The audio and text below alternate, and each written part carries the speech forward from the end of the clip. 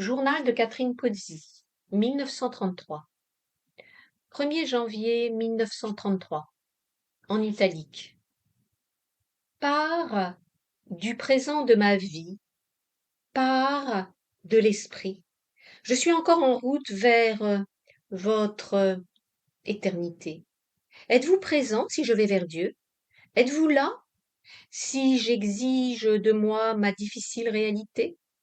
Nous nous retrouverons unis dans un soleil qui n'est point encore, et que nous aidons à créer par la peine infinie et la volonté qui, ne connaissant pas, pourtant trouve. Écriture droite. Je ne voulais plus rien écrire, ni même ceci qui fut personnel, mais si je n'écris quelques mots qui ne doivent pas se perdre, ils seront perdus. Je lis mes cahiers le soir, quel dommage pour cette vie si elle périt. Elle est vraiment toute vive. 15 mars, plus 2 mois et demi. L'abîme du vertige, le corps s'évanouit. L'opium a composé sur la mort de maman je ne sais quel poison affreux. Les 2 servantes navrées. Si j'ai une syncope, vous téléphonerez ici et ici. Montaigne mettait un manteau de son père. Ce n'est point par commodité mais par délice. Il me semble m'envelopper de lui. Dans cette pièce ornée de ses possessions choisies, couché dans ses coussins, dans ses draps, dans sa fourrure, sous son portrait, si je sors, je mets ses gants. Je mourrai sous son portrait. 19 mars, plus 4 jours. Mon livre a, depuis hier soir, 55 pages dactylographiées. Cela peut en faire 70 à 80. Je suis très déchirée par le devoir de le publier. La NRF atteindrait le plus de ceux pour lesquels je l'écris, mais derrière la NRF, il y a 30 ans de T. T-H et accent aigu S. Note Paul Valéry. Il y a 30 ans de T, sa haine, et quand il lira sa jalousie.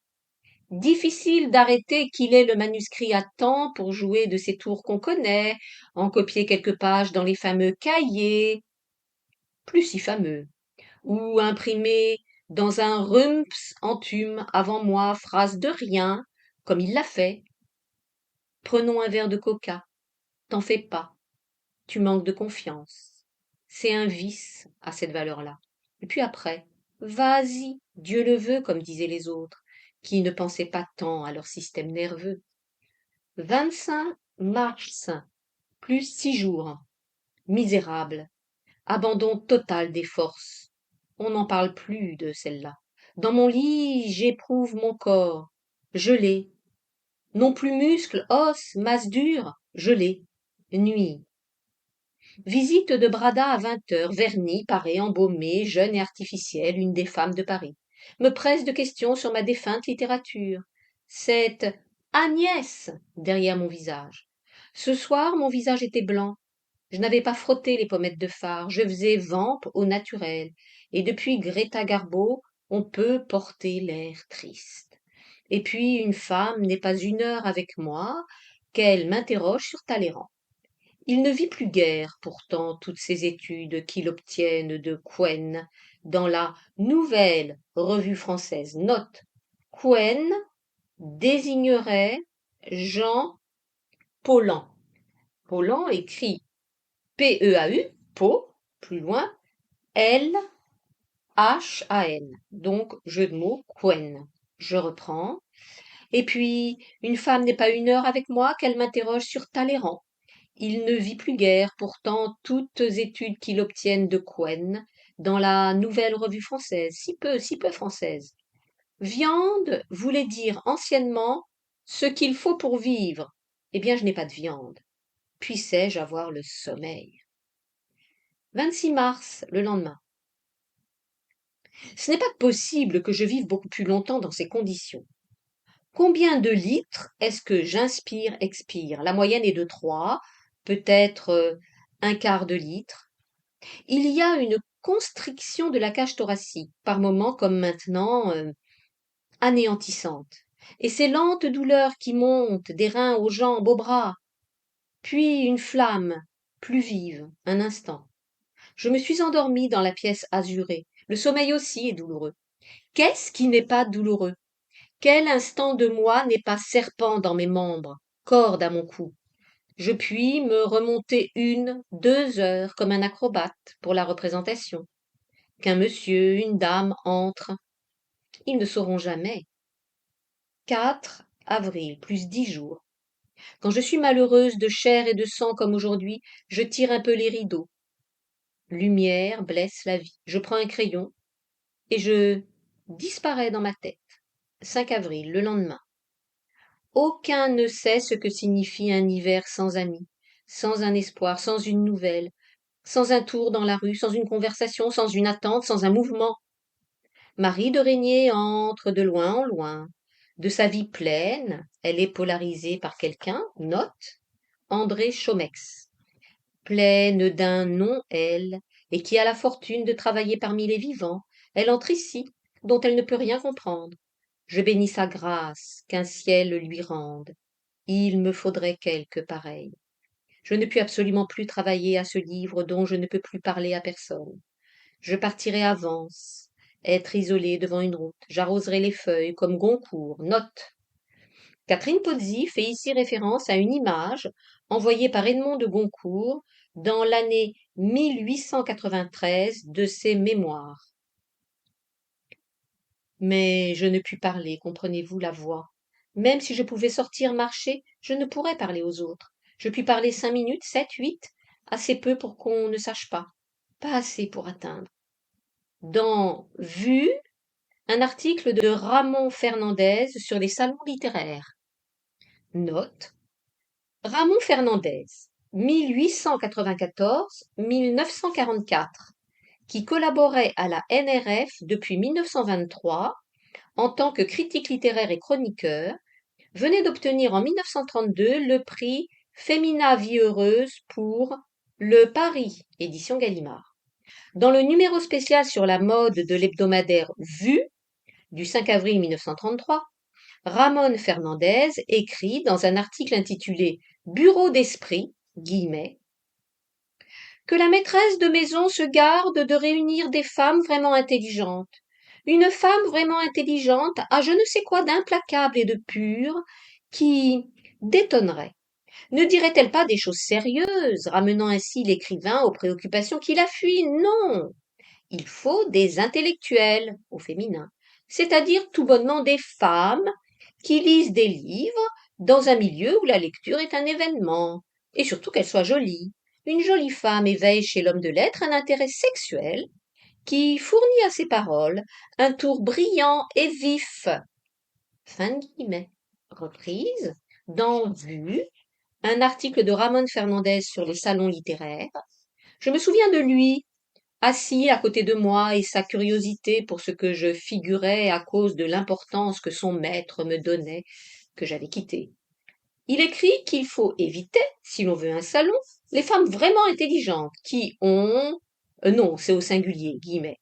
La femme vraiment intelligente a je ne sais quoi d'implacable et de pur qui détonnerait, dit-il. Salut l'image au miroir, Catherine. 9 avril. Plus 4 jours. Nous sommes le 9 avril. Depuis quand ai-je totalement perdu courage? Depuis quand le feu m'a-t-il quitté? Depuis quand est-ce que je ne travaille plus? Depuis quand le portrait de maman n'est-il plus qu'une toile? Car il était habité, enchanté, car ce n'était pas une illusion. Jean-Louis note, Jean-Louis Vaudoyer. Jean-Louis, qu'il avait regardé avec indifférence, et Gonse avec pitié quand il y avait presque un an on le descendait du grenier. Jean-Louis l'avait admiré avec étonnement. On avait parlé dans Paris cet hiver, et on me l'a demandé pour une exposition, mais j'ai refusé. Car le portrait était devenu magnétique, je savais que je l'avais animé. Des jours, des nuits, je l'avais regardé, je l'avais aimé. Il brillait comme une perle. Il s'est éteint. C'est bien cela. J'en étais sûre. L'anniversaire de maman, le 14. Opium. Et le 15, au lit avec affreux vertige. Plus travaillé depuis. Maman est morte vraiment pour moi depuis cet anniversaire. Elle m'a laissé. Toute la force qui me venait d'elle, dissipée. À présent, réponds. Était-ce moi qui faisais vivre le portrait? Était-ce lui qui me faisait vivre? Eh bien, c'était lui, enfin, elle. Comment vivre à présent? Rien ne m'est plus de rien. 20 avril, plus 11 jours, nuit. Ma situation à Paris est curieuse. Ne voyant quiconque et m'en fichant, bien plus occupé de ma douleur ou pas douleur que de ces vies indolores les leurs. Ne voyant quiconque et m'en fichant, d'ailleurs parfaitement mobile dans l'espace dont ils parlent et où ils n'entrent pas, je continue invisible, muette, absente, d'exister pour eux. Que je laisse tomber une carte ourlée de deuil à la porte de leur concierge, arrive un mandement trémulant le lendemain pour m'assurer que je serai toujours où et quand bienvenue. Ah là là. Enfin, je suis montée chez Pierre Bourg, qui, au comble de la satisfaction sociale, a vu un livre bien se vendre. C'est un livre sur la pauvre Madame Dudéfend, qui n'a pas mérité ce sort. Note. Madame Dudéfend, L'esprit et l'amour au XVIIIe siècle, édition Fayard, 1933. Reprise. C'est un livre sur la pauvre Madame Dudéfend, qui n'a pas mérité ce sort. Et du coup, il s'est choisi un Walpole. Walpole est Constantin Photiades. C'était écrit. Pierre Bourg a tout, n'ayant désiré que si peu de choses. Elle est du jury féminin, ou Minerva, que sais-je, enfin, Goncourt d'âme, note. Le prix Féminin La Vie Heureuse, fondé en 1904 par 22 collaboratrices de ces deux revues, avait été créé parce que les jurés Goncourt avaient refusé de voter pour le roman d'une femme, la célèbre romancière Myriam Harry. Reprise. Elle est du jury féminin ou Minerva, que sais-je, enfin un concours d'âme. Elle réunit ce qui s'appelle des humains notoires quand elle veut, et ceux qui ne le sont pas encore montent chez elle comme petits garçons. Il y en avait un dans le salon, gris de cheveux et rose de tête. Monsieur je ne sais pas quoi a fait un admirable roman. Et comment? Dit la voix de madame du Deffand. Mon Dieu, je pense bien, il parle poète. À peine je suis là, les lieux où il ne faut pas aller paraissent au discours, et l'industrie du mondain renseigné à les éviter n'a d'égal que la fascination que le discours défendu exerce. Moi je manœuvre avec indifférence, bien décidé à ficher le camp quand ils auront dit ce qu'ils ne veulent pas dire. Le poète est Paul Fort. Note. Le prince des poètes, Paul Fort, 1872-1960, qui avait publié ses premiers vers au Mercure de France, était le prolixe auteur des Ballades françaises. Ces 40 recueils composés selon Pierre Louys, qui préfaça le premier de ces tomes en 1897, composés de petits poèmes en vers polymorphes ou en alexandrin familier, définissent un style intermédiaire entre la prose et le vers français, un style complet qui semble unir les qualités contraires de ces deux aînés. Reprise. Le poète est Paul Fort. Où que tu sois, tu colles l'examinateur. Je récite une ballade pour les faire taire. C'est celle des arbres délicieux qui fondent dans les yeux. Oui, je me souviens de ces vers, dit la pécheresse consolée. Tu parles qu'elle s'en souvient. Elle le confond. C'est le plus beau vers du cimetière marin. Extrait par Plagiaire Major. Note. Plagiaire Major égale Paul Valéry. Reprise. C'est le plus beau vers du cimetière marin. Extrait par Plagiaire Major. De là, on passe à la douleur. Ce qui est affreux, dit la baronne consolée, c'est qu'on se console. Un livre vendu, un ami un peu gras, d'ailleurs bien élevé, tout est effacé. J'ai rencontré la baronne jadis, son ami mort, note. L'ami intime de la baronne de Pierrebourg, Paul Hervieux, était mort à la guerre en 1915, quelques mois avant André Ferney. J'ai rencontré la baronne jadis, son ami mort, quand mourait André. Elle ne dormait plus, elle ne vivait plus, elle faisait des vers qui venaient du cœur. Je leur ai expliqué une demi-heure qu'on ne se consolait de la mort que par le mort. C'est du spiritisme, qu'elle dit, et puis après. Vous croyez à l'âme? C'est du catéchisme. Ah, il est rond leur univers. Un élément de courbe le donne sans faute. J'ai trouvé quelque chose chez ces endormis. Il est vrai, comme disait le romancier, qu'on se guérit, que, comme fait le corps, disparaît la blessure morale. C'est que c'est une blessure physique. Je ne leur ai pas dit. Il s'était consolé de la mort de sa mère qu'il avait aimée au-dessus de tout. Brève amitié au romancier, le temps d'un regard, pas plus. Il ajoute: à présent, je pense à ma mère plutôt avec plaisir. Et Pierrebourg qui appuyait: on se console, on se console. Je suis descendu, j'ai retrouvé le taxi. En haut, elle lui disait avidement au mondain, comme happant le secret du monde, que je fus celle de Valérie. Après dîner, j'ai essayé une très jolie robe, faite par la meilleure ouvrière de Vionnet, qui est fille de mon concierge, un homme exquis. Toutes les photographies de maman étalées regardaient la robe en souriant. Je voudrais être morte pour parler à des gens qui comprennent. 25 avril, plus 5 jours. 2h30 du matin. C'est toutes les nuits maintenant. Il est impossible de durer beaucoup plus. La barre en travers de la poitrine. Que je respire peu, que je respire peu. Et le jour épuisé, je tombe dès après le déjeuner sur le divan et je dors. Je dors comme un noyé jusqu'à 5 heures. Alors mes jours commencent à 5h30, je ne peux plus travailler. 4h30. Manie Gigandet. Note. Germaine Gigandet, dite Manie, qui avait épousé l'homme de lettres Georges Iman, fut intime avec Jean Pozzi.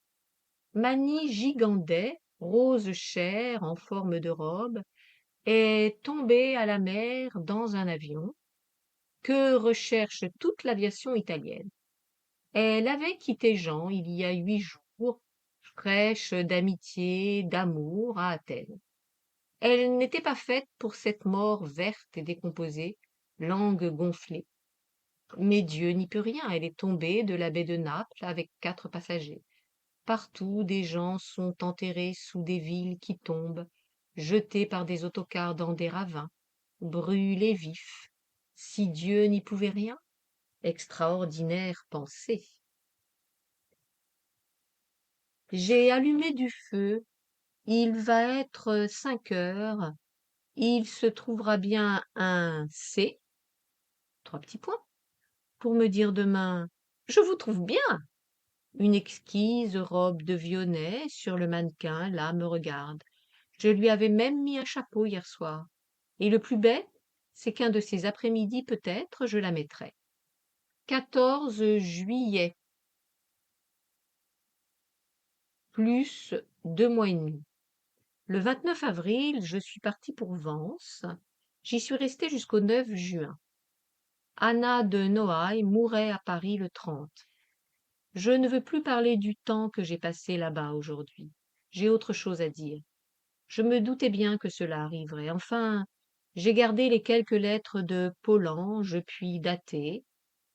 De la NRF à moi, voici le peu que fut cet hiver, d'où vient beaucoup. Le mercredi 16 novembre, Paulan m'écrivait, et je le recevais à Paris, où j'étais nouvellement installée, au 47 avenue d'Iéna, ma maison, note. Catherine Pozzi avait déjà, pendant son adolescence, habité cet immeuble du 47 avenue d'Iéna. L'héritage qu'elle venait de faire de sa mère lui en avait donné la jouissance. L'appartement, qui se développait autrefois sur 3 étages, sa grand-mère occupait le bas et ses parents le haut, fut alors coupé en deux et séparé. Catherine Pozzi habitait le sous-sol et le rez-de-chaussée et avait loué le premier étage. Reprise. Paulan m'écrivait et je le recevais à Paris, où j'étais nouvellement installée au 47 avenue d'Iéna, ma maison. Il m'écrivait pour m'apprendre que des vers de moi, envoyés à titre d'ami l'année précédente avec mention ne pas publiée, allaient l'être au numéro de décembre. Pourquoi les envoyer alors, disent les gens? Pour qu'il paraisse, moi morte, dit cet enfant. Ce petit incident fut vite clos. J'arrêtai la publication et après échange de lettres, Paulan me demande rendez-vous par un mot du 29 novembre pour me faire une visite d'apaisement le vendredi 2 décembre. Il resta tout l'après-midi, c'est-à-dire de 3h30 à 6 ou 7 environ. Durant ces 3 heures, il ne fit rien que me turlupiner pour savoir ce que je faisais. Je mettais en pensée une autre figure derrière sa curiosité passionnée. Alors, à demi avec le sentiment que les dieux le voulaient et qu'après tout, je pouvais publier à la NRF, je lui montrai Peau d'âme. Pas longtemps, heureusement.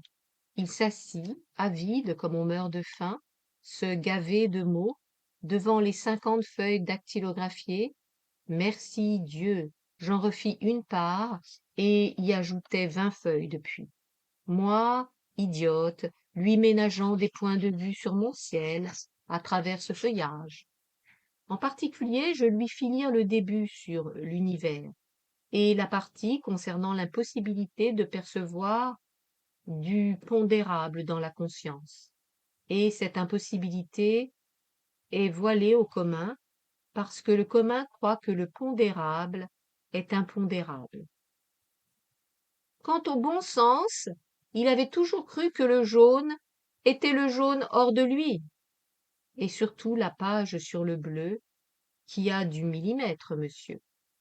Paulan, extrêmement frappé de ceci et de ma façon de l'exposer, s'agrippait au manuscrit. Laissez-moi l'emporter. Je refusai. Son sort eût été trop évident. Quelques jours après, Paulan m'écrivait pour me le demander et me reprochait ce manque de confiance. Je fis le sourd. C'était au début de décembre. Décembre, janvier, février, mars, avril, mai, juin, 7 mois, assez pour concocter quelque chose avec mes rapports de Paulan. Oh, et moi, 100 ans, mais trop tard, une sottise, la disant à Cotte, la disant à Maritain. Ils n'oseront pas, m'était-il répondu, peut-être. Je pars au diable trop tôt, il est toujours trop tôt. Mais voici l'annonce du numéro de juillet que je n'ai pas lu, où il y a quelques exposés sur des points brûlants de la science moderne. Titre. Linéament d'un deuxième univers. Note. La NRF du 1er juillet 1933 proposait en effet sous le titre Linéament d'un deuxième univers 7 exposés scientifiques encadrés par une introduction et une conclusion de André Arnivelde.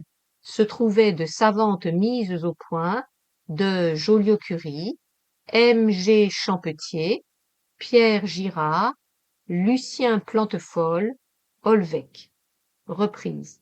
Oui, et il y a 15 jours, Paulan déjeunait ici parce que, pour faire plaisir à Claude, j'avais invité avec lui une jeune fille, note, Anne-Marie Schwarzenbach, guillemets, romancière de 20 ans et communiste encore inappliquée, était l'arrière-petite-fille de Bismarck. Claude Bourdet l'avait connue à Zurich. J'avais invité avec lui une jeune fille que C aime, entre autres, et l'amie, IE, l'amie de celle-ci, Erika Mann, note. Erika Mann, sœur de l'écrivain Klaus Mann, fille de Thomas Mann, 1875-1955, prix Nobel de littérature 1929, qui venait de quitter l'Allemagne nazie, était écrivain, journaliste et actrice. Reprise, et l'amie de celle-ci, Erika Mann. À la sortie, Paulan suppliait pour mon manuscrit encore. Je lui dis, c'est trop long. Et puis, cela contredit la philosophie de Gide.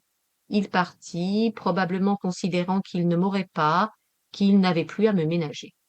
Et puis, une seule pensée pour sauver, et elle vient d'une vérité qu'a trouvée le devenu singe, Paul Valéry.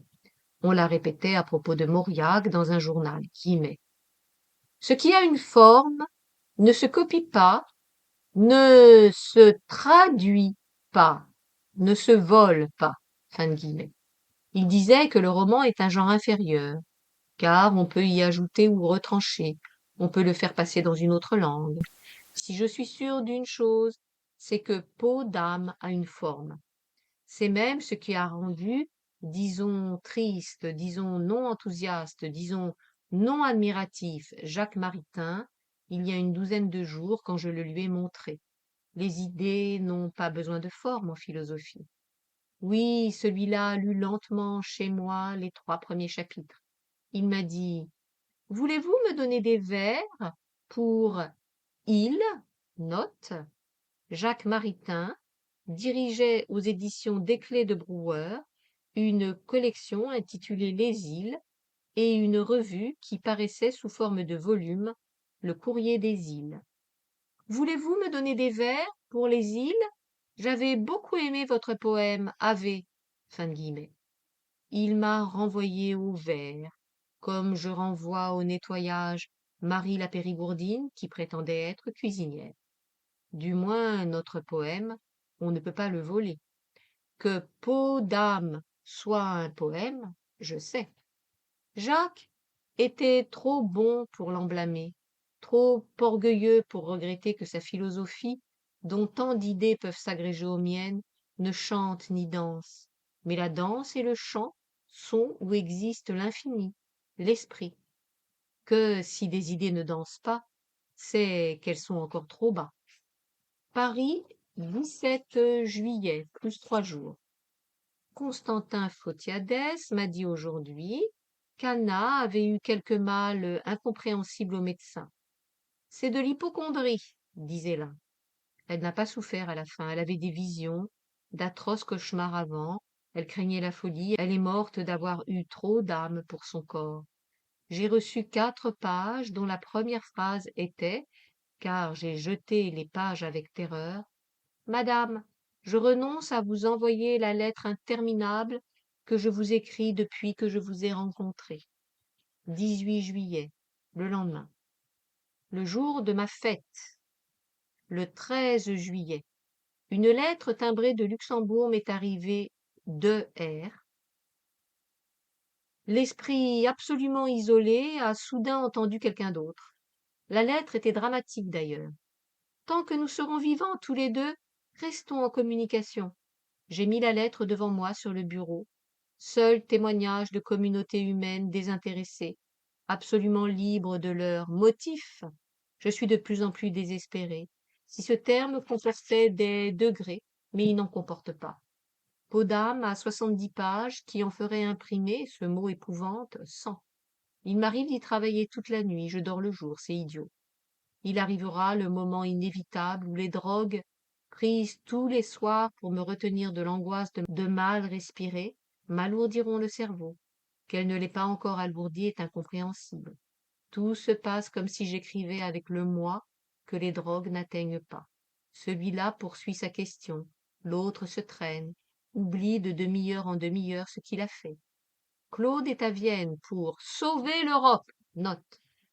Claude Bourdet, amoureux de la culture allemande et désespéré par le nazisme, se rendit à Vienne où le prince de Starhemberg venait de déclarer que l'Autriche saurait relever la culture allemande morte du nazisme. Cela lui avait paru digne d'espoir et il avait demandé à sa mère et à son père de lui trouver des commandes d'articles sur ce sujet. Reprise.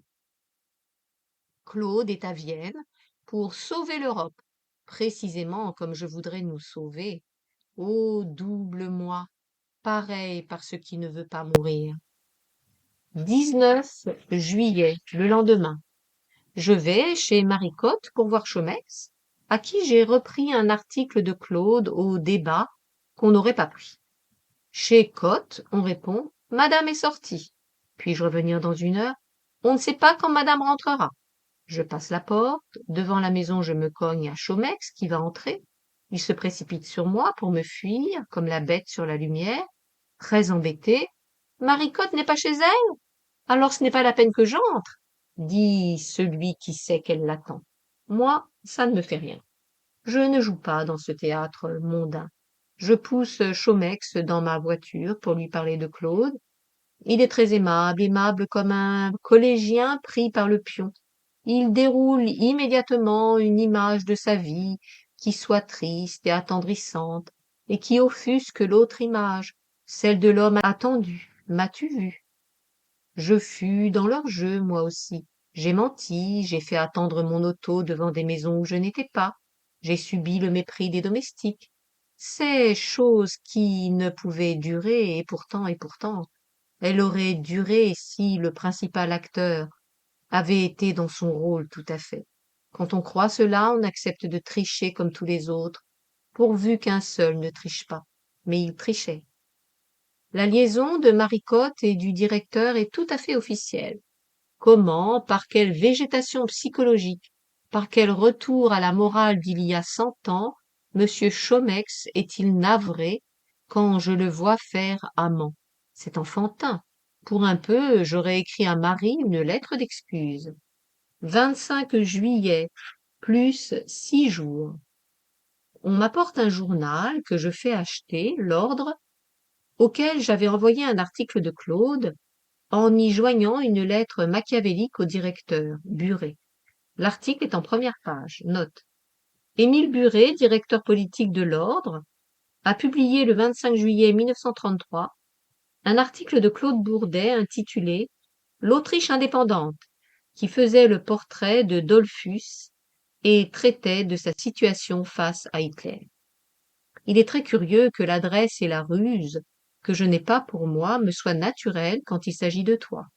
J'ai été contente 2 heures, plus que de moi, certes, je ne le fus, quand j'écrivis la première fois au premier journal. Et j'ai fait téléphoner la nouvelle au père de Claude, l'auteur, gai, qui a répondu d'une voix triste. D'ailleurs, que lui importe.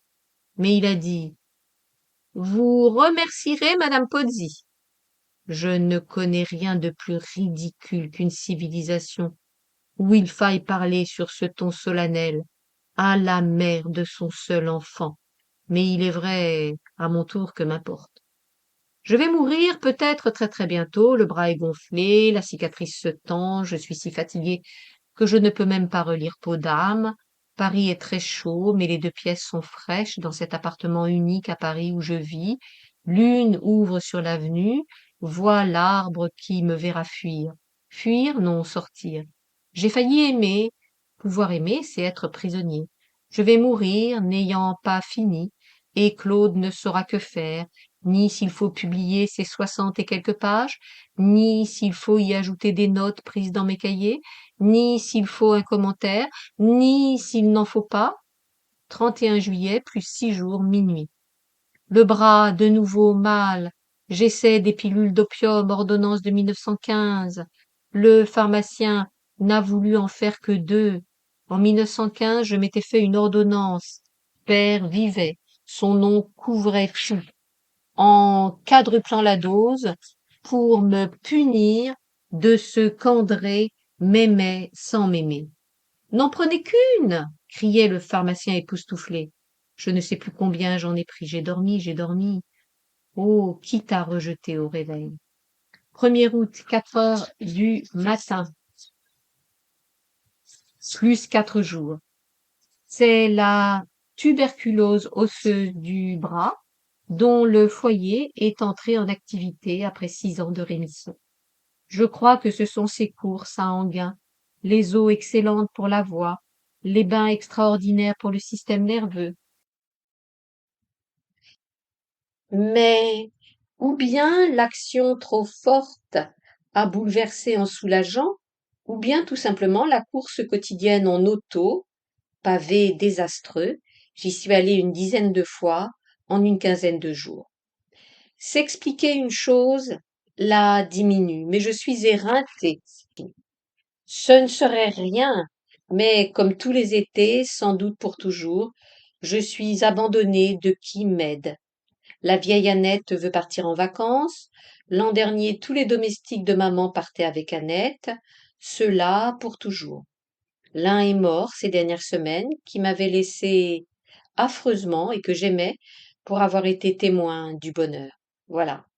Mais l'an dernier, je me portais mieux, j'avais des forces, et je dormais au moyen de doses médiocres. Maintenant, tout est foutu. 6 août plus 5 jours, 5 heures du matin. Avoir été comme un poisson hors de l'eau longtemps, assommé par 2 pilules d'opium et 2 cachets de dial, je surgis hors d'haleine, je surgis du lourd état. Je vais à la table, je prends une 3e pilule d'opium, je titube jusqu'à la salle de bain pour m'y évanouir. On s'évanouit mieux dans une salle de bain. Je saisis la bouteille de cognac qui est sur la table, je bois. J'enfile un gilet de soie et je mets une cape en molleton blanc parce que dans 5 minutes je vais être froide à cause de l'opium. Il fait 26 degrés dans la chambre, 30 degrés dehors. Je tombe sur la toute petite chaise qui servait à maman à mettre les livres du téléphone. Une seule pensée. Pourvu que maman ne perçoive pas cela. Elle a fui, Dieu merci. Je reste là. D'un côté, la baignoire m'était, et accent aigu T-A-I-E, de l'autre le mur. Les carrés de faïence blanche sont durs. L'esprit se porte parfaitement bien, l'âme pas mal, le corps est fou. De quoi, je ne comprends pas. 23 heures. J'ai été visiter Jacques. On ne m'a pas permis de le voir. Le docteur disait avec mépris qu'il se croit en communication avec des martiens. C'est lui le docteur qui est bête. Jacques perçoit certainement des choses qui sont dans l'univers, mais il perçoit ce que nos sens sont dressés à laisser de côté, les formes vides, l'énergie égarée qui a perdu sa matière, si on peut parler. 12 août. Soir. Plus 6 jours. Claude est revenu d'Autriche le 8 août. J'avais paroles, téléphone, lettres, adresses diplomatiques vis-à-vis d'inconnus, tout ce que je n'ai jamais fait. J'avais obtenu pour lui 2 reportages chez Buret et l'Illustration. L'Illustration est important, note. L'Illustration du 12 août 1933 publiera un article de Claude Bourdet, Un homme nouveau en Europe, Dollfus. Claude arrive, charmant, ayant tout vu, tout parcouru, tout entendu, tout deviné, tout décidé. L'Europe résolue. Il parle comme Mussolini et se compare volontiers à Hitler ou Lénine. C'est à la fois ces 3 personnes qu'il veut être. Il m'amuse et me désespère. Il a de soi un sentiment tel que le destin de Napoléon doit lui paraître petit. Conducteur de peuple. Que c'est petit. Minuit et demi. Asthme. J'étais assise à 11 heures dans l'antichambre carrée, de proportions divines, qui fait être heureux à peine on entre ici. Là se terminait l'escalier qui montait chez nous il y a 30 ans. Ma toute jeunesse, inactive, sportive, montait cet escalier qu'il a fallu enlever. L'appartement que j'habite était celui de grand-mère. Nous y descendions, j'y descendais bondissante. Chez nous, les 12 pièces fastueuses, l'ordre, une fortune illimitée par la célébrité, maman la plus belle des images, maman couleur de Paris, triste toujours mais sans veulerie, sage toujours mais sans mots, M-O-T-S. Je demeure un moment dans le fauteuil sous le lustre admirable qui pend du plafond qu'on a fermé. Je remonte l'escalier absent. J'ai eu tout et un cœur pour l'aimer. Je descends l'escalier imaginaire, je me retrouve là. Très jolie robe momentanée, vide absolu. 21 octobre. Plus 2 mois. Hôtel Royal Gascogne. Un livre de la correspondance de Proust, note. Correspondance générale de Marcel Proust, tome 4, publié par Robert Proust et Paul Braque. Édition La Palatine à la librairie Plomb, 1933. Un livre de la correspondance de Proust est arrivé hier. Envoyé par Jean-Louis. Je suis stupéfaite de l'importance que Proust donne à tous ces gens. Pour moi, il n'y a pas plus de 4 ou 5 écrivains dans ce temps, et pas plus d'une dizaine d'esprits parmi les noms qui sont à la surface, toute la planète considérée. Parmi les premiers, Bonnard, Valérie, Colette, Gide, Anna de Noailles, des passages de Giono, de Giraudoux, Supervielle, et, moins important, Stephen George, Rilke, Catherine Mansfield, Rupert Brooke, pas de prosateur allemand. Ah, et puis zut, d'ailleurs, Les uns dévorent les autres sur la liste. L'idée seule de donner la même éternité à Noailles et Valérie. Pourtant, ils y seront, en morceaux choisis. Quant à Colette, elle peut sombrer comme France, sans comparaison, car jamais elle ne dépasse ce qu'elle dit. La dizaine d'esprits Eddington, De Broglie, Curie, Einstein, Lumière, Charles-Henri Heisenberg, Bohr, Dirac, etc. Rezut, pas un philosophe, pas un phénoménologue, pas Meyerson, pas Russell. Si, Benda, mais en sous-officier. Maritain, mais en naïf. Aucun discernement. Le père Gilson égale Platon, Satie, Mozart, mais nulle part. Il n'y a pas un des vivants situé par Proust au zénith que j'admire. Effacez ceci au corrector. Toussaint, 1er novembre 1933, 1h30 du matin. La réédition de mes nuits au long du temps, parce que je suis sortie 1 heure, étouffée. Drogue valériane. Il faut qu'il y ait des martyrs. Les autres vont au ciné, promenade, visite, et moi. Entre deux morts, je commande des robes. La nuit, béret noir et âme noire. Tu me fais horreur. 3 novembre, plus 2 jours. Claude en soldat. Premier passage du régiment pour le jour. Très enrhumé. Jamais je ne donne assez d'argent. Il semble que je sois très fortuné, que je préserve des réserves d'Ali Baba. Et mon billet de 1000. Inaperçu. Ainsi de gens avec maman. Édouard Bourdet, roi du théâtre et du cinéma, envoie 500. Il est béni, c'est ainsi. La vie sera difficile cet hiver. J'ai acheté un métrage en solde, 100 francs, très beau, pour une robe, et je n'irai pas chez le couturier. Vivre, c'est constamment être contrainte de mêler l'altérable au pur, l'argent et les comptes à la pensée, et l'injustice risible de Claude à cette image différente qu'un jour il aura de moi, et qui existe dans ma tête en consolation. 7 novembre, plus 4 jours. Il pleut, l'hiver sera très froid comme tous les hivers de guerre. Soldats passant devant les grandes fenêtres, ils vont pour Roux, R majuscule OUX, au Panthéon. 2 Allemands les regardent, jeunes, ne saluent pas le drapeau. Comme automate, je lève le bras, et la race dit en moi, ceux-là vous zigouilleront, vous étriperont. Voilà ce que fait un clairon. Alors, comment vitupérer la folie des autres? 8 novembre, le lendemain. Moi, c'est la fourmi Atta qui vit de ses propres œufs, 2 par heure. Vit de ce qu'elle fait. Aucun déchet. De plus, elle s'enterre pour ce faire, il est vrai, avec un champignon. Ce présent caillé qui ne porte pas de fruits pour la nourrir n'étant pas mûr. Ô livre! Quand tu me nourriras, il n'y aura plus de moi. M majuscule O-I. Tu ne seras pas mûr en 1933. 9 novembre. Respire mal, mal dormi, on ne sait pourquoi, pas sorti la veille, horreur, vie. Vie sans douceur. Et ils admirent mon courage, c'est-à-dire ma tenue. Je fais aspect normal.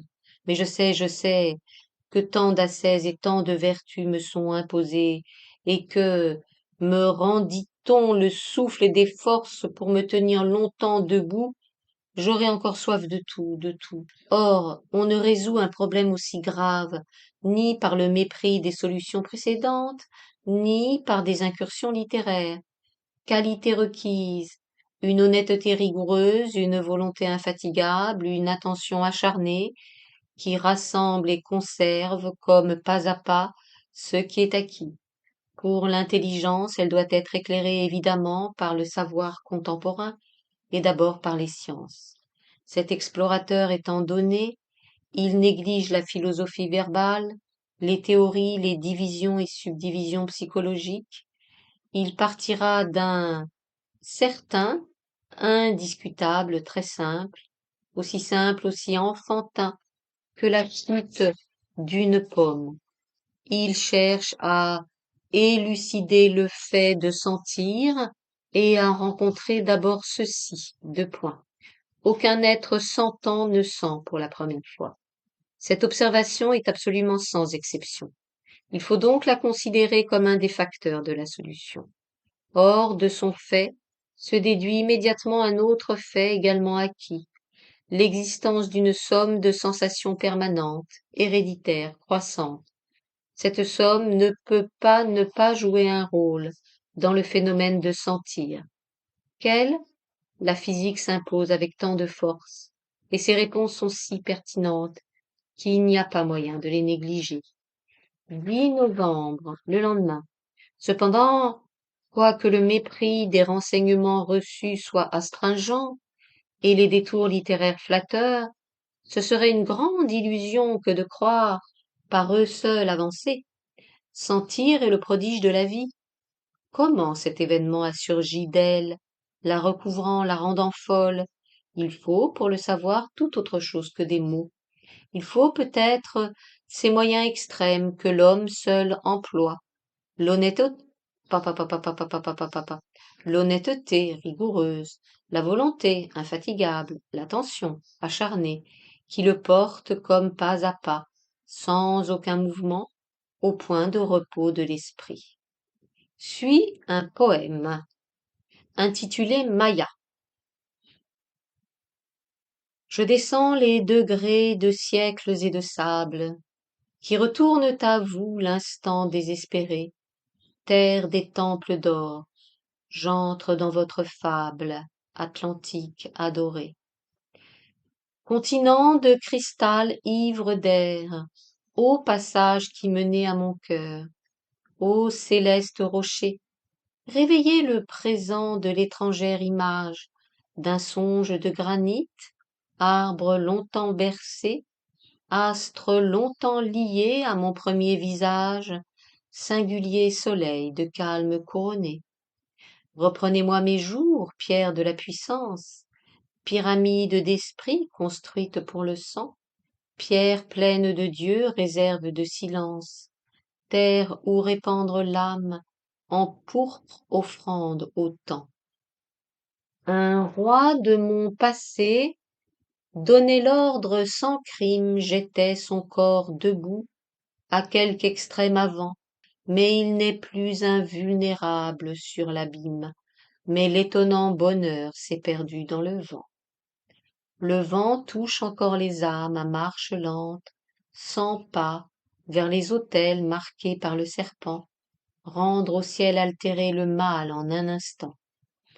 Si le chemin n'est pas perdu, vous êtes, âme, innombrables destins épanchés d'un seul coup, ô qu'il me soit donné de revenir à vous, et que le vin des veines du vôtre confondu soit enfin repris par l'azur, infiniment repris, infiniment dissous, infiniment versé à l'inhumain repos, fleuve de sang devenu l'air, poids de destin bu par les terres, un seul destin de plus, défait de l'univers. Note, version hypertrophiée du poème Maya, commencé le 8 janvier.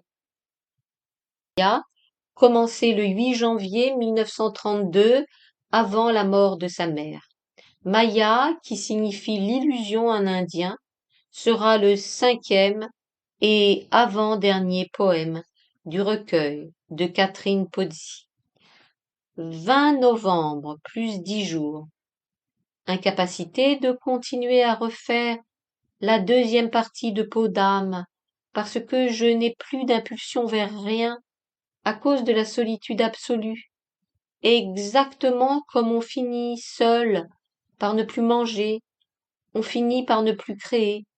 Je n'ai plus l'image des autres qui auraient besoin de ce que je créerais, et je n'ai plus l'apport d'énergie spirituelle étrangère à la mienne qui me fasse partir.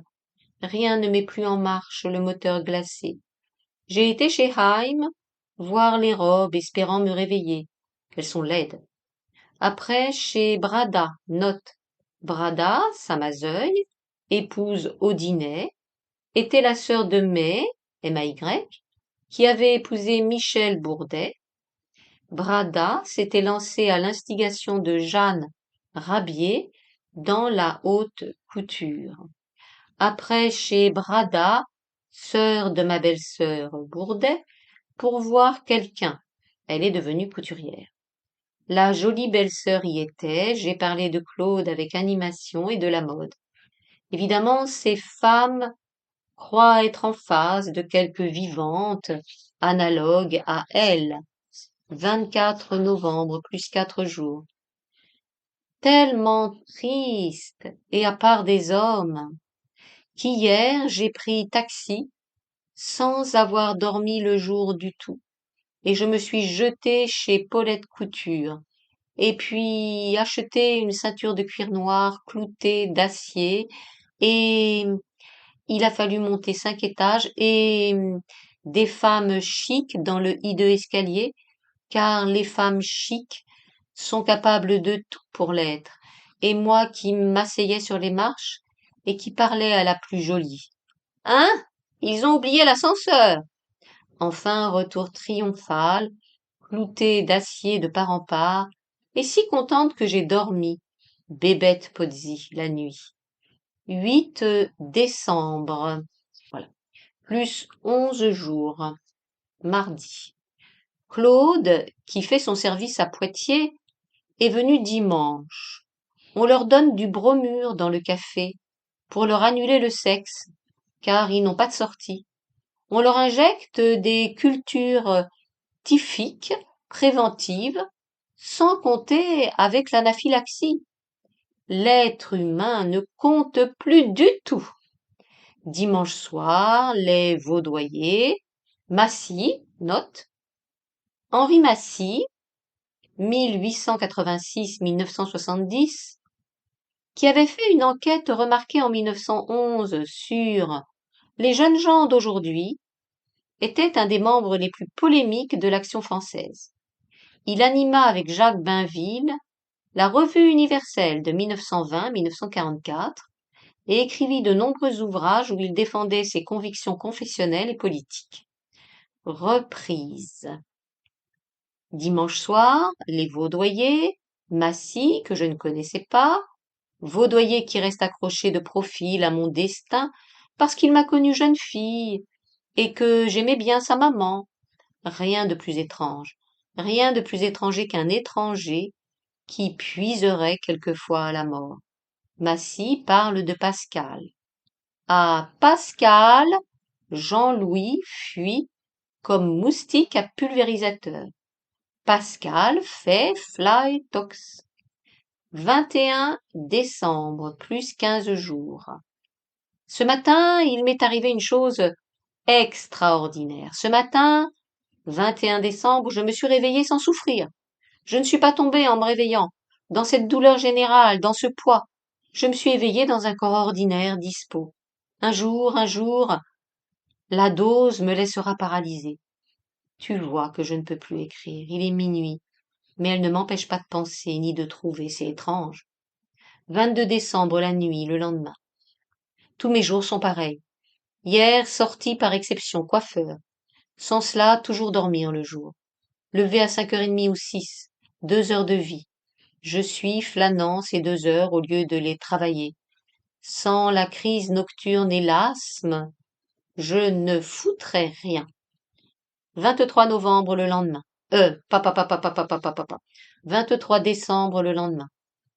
Tout à coup, se sont trouvés là, passé 6 heures dans la grande pièce marron et blanche, et moi, de rouge vêtu comme un diable de vivant surgi de mon moi de malheur et l'oubliant. Tout à coup, se sont trouvés là, Abel Bonnard, qui basculait la bergère à crémaillère, et j'attendais bien qu'il la fît tomber, Constantin Photiadès sur le canapé, Miss Larkin, note, jeune femme américaine, locataire du premier étage du 47 avenue d'Iéna, Miss Larkin, elle n'a que 20 ans, et tous les agréments du corps et de l'argent. Et puis mon frère. Celui-ci dans l'encadrement de la porte et traînant une dame, oh, une femme du monde. Elle veut te connaître, elle n'ose pas entrer. C'était la jeune Madame de Margerie, note. Madame Jenny Roland de Margerie, sœur de l'écrivain et critique André Germain, tint, quand sa situation de femme d'ambassadeur ne l'éloignait pas de France, un salon parisien qui accueillit Rilke, Valérie Morand-Mauroy. Reprise. C'était la jeune Madame de Margerie qui m'a jeté moi-même à la figure en parlant d'Agnès qu'elle avait tant admirée. Il y a 1000 ans, il y a 1000 ans, faisait l'insecte K. Catherine, rejetant son passé à la solitude à grands bras, et puis elle admirait encore que Rilke m'aima. Et puis elle fit un mot comme on fait un solo, et le mot était sur sa petite fille. Merde! S'écrie Karine, le soir. Bonnard parlait de pain levé dans un mépris qui lui ouvrait les ailes. Photiadès essayait de s'en aller car à présent il croit qu'il ne tient plus au monde. Miss Larkin était très jolie. La Margerie s'en fut, m'ayant comblé en un instant, et je vous laisse à vos amis. 29 décembre. En bas, Claude, permissionnaire, reçoit 2 pédérastes et 3 jolies femmes. Hier, venus Massignon et Maritain, Massignon m'a versé du courage, et après une affreuse tristesse. Il n'écoute d'ailleurs jamais ce qu'on dit et répond à côté. Maritain est beaucoup plus intelligent, mais a perdu pied quant au pondérable et ne peut même plus en parler. Désespoir absolu de moi, parce que je dors de plus en plus, tout le jour à présent. Bref éveil de 6 à 8 heures du soir. 31 décembre 1933, minuit moins 5. Les autos courent dans tous les sens. Mon frère est au bras de ses amours, ou bien de celle qu'il aime. Ce n'est pas la même. Claude danse. J'entends la porte d'entrée s'ouvrir, fermée comme un couvercle de cercueil. Bonne année, Catherine, la dernière. Adieu. 1934, 1er janvier 1934, 2 heures. Oui, à 11 heures, je pleurais tellement que j'ai téléphoné à Claude. Reviens bientôt. Être définitivement seul est abominable quand on ne peut avoir ni l'église ni l'action. Claude n'est pas rentré. Il m'aime bien. Savoir qu'on n'est vraiment pas aimé dans tout l'univers, c'est probablement une manière de bon départ pour commencer l'année. Mon Dieu, sans nom, si je pouvais agir, du moins je serais fidèle et j'écris comme depuis le 1er janvier 1917, en italique. Ma vie passée, mon cher esprit, je vous suis dans l'éternité, comme vous avez tenté de la former, l'immobile image, le vous-même qui en viendrait, Dieu, je la forme comme je peux. À travers vous, je vais vers lui, à cause de vous, j'exige de moi ma difficile réalité. Nous serons réunis dans l'univers qui n'est point encore, et que nous aidons à créer par la peine infinie, et la volonté de l'amour qui ne connaît pas, qui connaîtra, qui trouve. Amen. 2 janvier, le lendemain. Claude est rentré à 3 heures. La porte de communication fermée après que je m'étais étendue. J'ai allumé l'électricité, il l'a vu à travers le vitrage, a crié. Je lui ai répondu. J'ai descendu le chien à 2 heures, il a dit. Pauvre chou, chou. Et le mot en faveur au milieu qu'il hante. Chou remplace dire de 1900. À 9, Claude est parti. Il a crié par-dessus son épaule. Au revoir, mon chou. J'ai cru, il y a 24 ans, faire un homme. J'ai fait une bulle. Bulle paraît de 1000 couleurs, les éclats de l'intelligence à sa surface, à l'intérieur des théories sociales. Et c'est une bulle que j'ai faite. Au revoir, mon chou. 7 janvier, 2h30 du matin, plus 5 jours. Sorti le 5. Était pas sorti depuis un mois à peu près, peut-être plus. Il faisait moins froid, appelait ça sortir. Taxi hors du tombeau de 6 à 7, aller faire couper cheveux, puis chez Guerlain, où j'achète pour la dernière fois une rose, effrayée du prix, mais c'était fait. Et je ne m'étais pas parfumée, seulement de l'eau de toilette depuis longtemps. Entrer chez la copiste, qui prétend avoir une cravate de Chanel. Il m'arrive souvent, après l'avoir achetée, de savoir que ce détail est une survivance, comme la rose, un chevauchement d'univers sur le mien. Mon univers a fini avec le couturier et la rose, à preuve qu'ils resteront au tiroir, et moi, dans le noir. Je pense à cette étonnante graphologie, faite par une inconnue, payée par Jacques, et on me prenait pour un monsieur, qui se terminait, guillemets, enfermé dans une prison dont lui seul a le secret, stoïque, monsieur X est debout, fin de guillemets, il y a 17 ans. 11 janvier, plus 4 jours. Si Dieu a voulu me faire arriver à l'état d'ataraxie, c'est pleinement réussi. Si Dieu, admis que l'infini ait quelque idée concernant quelque fini, si Dieu m'a, comme écrit la carmélite de Draguignan, infligé ce petit traitement pour m'avoir, il a du moins obtenu que je n'ai plus rien. Mais je suis le lapin qui ne bouge plus et l'écureuil pas bête qui, comprenant que la cage est cage, s'est assis. Je me fous tellement de tout, puisqu'on m'a totalement privé de communiquer, puisque faire 10 pas dans la rue serait un fait plus difficile qu'à l'autre le tour du globe, puisque converser avec quelque terrestre est aussi improbable que votre dialogue aux martiens. Je me fous tellement de tout que mon livre même ne m'est plus. Les idées continuent de pleuvoir, encore que moins pressées, et je ne cherche plus à leur donner leur expression. Et d'ailleurs, tout est encore plus simple. Le lapin voit trop la cage et ne bouge plus. Nuit, du 27 au 28 janvier, plus 16 jours. Je ne verrai pas la Seconde Guerre. Marie Baskirtsev, un peu, je lui ressemblais. La preuve, c'est que Bodijar Karageorgevitch, note, Bodijar Karageorgevitch, frère de Pierre Ier de Serbie, 1844-1925, fut l'un des fidèles, avec Henri de Régnier, Pierre-Louis et José Maria de Heredia, du salon de Judith Gautier. Marie Baskirtsev l'évoque souvent dans son journal. Reprise. Marie Baskirtsev, un peu, je lui ressemblais. La preuve, c'est que Bodijar Karageorgevitch, celui qu'elle appelait le petit prince, toujours me cherchait. Pour moi, il n'était plus le petit. Il était de beaucoup mon aîné, j'avais 18 ans, lui peut-être 35. Il me paraissait vieux, il me paraissait du parti des parents, un homme à marier et mariable, dont il fallait d'ailleurs se méfier. Toujours, il me rejoignait. C'était l'époque où l'âme piaffant en forme de jeune bête baptisée par l'esprit, je remplissais un salon à moi toute seule, et dansais sur ces musiques d'Espagne.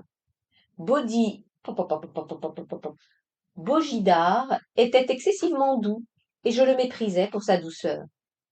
Un peu plus tard, à Cannes, comme Marie, à Nice, j'ai eu 3 paires de chevaux. Une alezane, une baie, une de Rouen impossible dont l'un cassait tout, attelée à un phaéton avec un laquais en habit à la française, bottes à revers roses par derrière. Siegfried Wagner, note, Siegfried Wagner était le fils de Richard Wagner. Siegfried Wagner me regardait passer. À la fête des fleurs, avec Sabine Carolus Durand, nous avions fait vêtir la Victoria de giroflées oranges et brunes, et les chevaux avaient un immense nœud orange sous le nez. C'étaient les Rouen. Celui de droite, étonné par le nœud, fit de tels bonds, il fallait aller au pas, qu'il n'y eut plus qu'à rentrer. Nous étions habillés de blanc avec des chapeaux noirs, on criait « Bravo les giroflées !» Dans un journal de mode, il y a une critique de Billy, note, André Billy, 1882-1971, était romancier, biographe de Sainte-Beuve, de Madame Arnoux, des frères Goncourt, critique littéraire et directeur de la collection L'Heure Raison aux Éditions de France. Il sera membre de l'Académie Goncourt en 1943. Reprise. Dans un journal de mode, il y a une critique de Billy sur André Rouvert, l'ennemi de Valérie. Note: André Rouvert, romancier peintre collaborateur du Mercure de France et critique redouté, avait violemment attaqué Paul Valéry lors de sa réception à l'Académie française en 1927, aussi bien dans les colonnes du Mercure de France que dans celles du Crapouillot, dont le directeur Galtier-Boissière menait également campagne contre Paul Valéry. Reprise. Dans un journal de mode, il y a une critique de Billy sur André Rouvert, l'ennemi de Valéry. Ah, peu que je n'écrive à Billy pour remercier